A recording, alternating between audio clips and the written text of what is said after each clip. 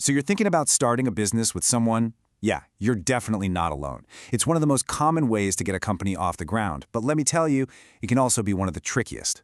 That's why today we're opening up the playbook, to help you get it right from the very beginning.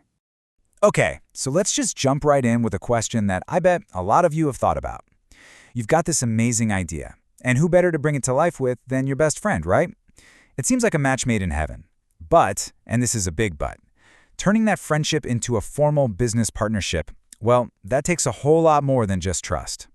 So what are we actually talking about from a legal standpoint? It's really pretty simple. A partnership is just an agreement between two or more people to run a business together with the goal of making a profit. And honestly, those are the key words to remember: together and profit. Every single decision should be serving both of those things. And believe it or not, there are limits. A partnership, by definition, has to have at least 2 people, and it usually tops out at 20. Now, sure, there are some exceptions out there for professional firms, think big accounting or law firms, but for most businesses, that's going to be your magic range. All right, first things first. You've absolutely got to understand that not all partners are created equal. I mean, the role you take or the one your co-founders take has these huge implications for everything. We're talking control, risk, and who's responsible when things go sideways. So, let's break down the different types. Now this, right here, is probably the most critical distinction to get your head around. A general partner? They're the ones steering the ship, making all the big decisions. But all that control comes with a massive, massive risk: unlimited personal liability. That means if the business goes under, your personal assets, your house, your car, are on the line. A limited partner, on the other hand, is kind of like a hands-off investor. They have zero say in management, but the risk is capped at whatever money they put in. That's it. Then you've got what's sometimes called a sleeping or dormant partner. You can think of them as another type of silent investor. They put in the cash and they get a share of the profits, but they stay completely out of the day-to-day. The key idea here is that they provide the capital, not the legger. And this one is pretty fascinating, actually. The nominal partner. This person doesn't put in a single dime of capital. So what's their value? It's their name, their reputation. By letting the business use their good name, they boost its credibility. And in return, they can share in the profits. All of that value just from their association. Okay, so you've picked your partners, you've figured out their roles. What's next? Well, now you have to write the rule book. This is your partnership agreement, sometimes called a deed, and I'm not exaggerating when I say it is the most important document you will create for your business. I love this analogy because it's just so perfect. Your agreement is where you lay out all the what-ifs before they turn into real full-blown problems. It's the solid foundation for a healthy business relationship, and it's designed to protect everybody if and when things don't go exactly as you planned. But what if you skip this part? You trust each other completely, so you just shake hands and start working. What could possibly go wrong? Well, a lot, actually. Because if you don't make your own rules, the law is more than happy to make them for you. And here's the kicker. If you don't have an agreement, the law steps in with these default rules that are, frankly, usually a terrible fit. Profits and losses? Split 50-50, even if one of you puts in 90% of the money and does all the work. Crazy, right? No one gets a salary. And get this, any partner can just jump into management. It's basically a recipe for disaster, which is exactly why a custom agreement is so critical.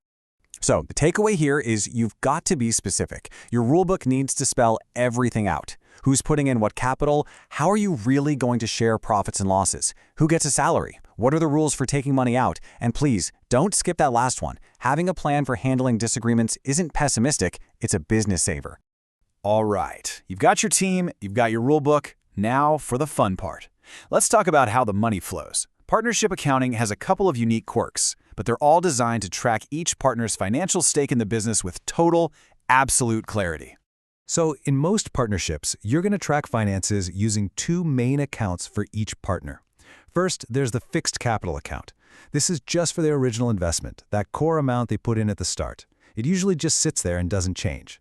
Then you have the current account, and this is where all the action happens. It's constantly moving, tracking their share of profits, any salary, money they would draw, the whole shebang.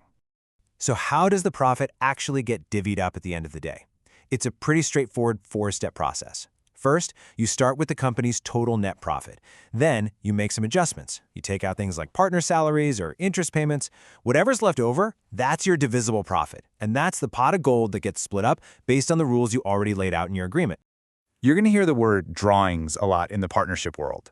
All this means is when a partner takes cash or even goods from the business for their own personal use.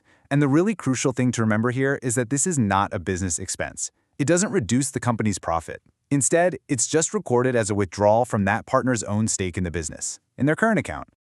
You know, businesses are living things. They aren't static. They grow, they change, and sometimes partners decide to come and go. So for our final section, let's look at how partnerships handle these big changes on the financial side. So, whenever a new partner joins up or an old one leaves, you have to deal with this concept called goodwill. What is it? It's all the intangible value the business has built up. Its good name, its loyal customers, its reputation. It's real, tangible value that you won't find on a normal balance sheet. So where does this magical goodwill come from? Well, it's built up slowly, over time. It's those loyal customers who just keep coming back. It's that perfect business location. It's having a fantastic, talented team. And it's a brand that people know and trust. All of these things create value that a new partner is going to benefit from, or that a retiring partner absolutely deserves to be paid for. And in that same spirit of fairness, when the partnership team changes, it's really common to revalue the physical assets too, like property or equipment. I mean, think about it. If that office building you bought 10 years ago is now worth twice as much, the original partners deserve to get credit for that increase in value before a new person comes in. It's all about making sure everyone is treated fairly. So if we had to boil this entire playbook down to one single idea, it would be this. A great idea is the spark, for sure. But it's the clear, fair, and agreed-upon rules that let that spark grow into a fire that can actually last. See, structure doesn't kill creativity, it protects it. And we'll leave you with this final question to think about. You might have complete and total personal trust in someone.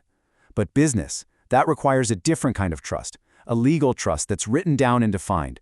So you have to ask yourself, is the person you trust most in your personal life really the same person you'd want to be legally bound to in business? It's not about mistrust. It's about being smart enough to protect both your friendship and your future.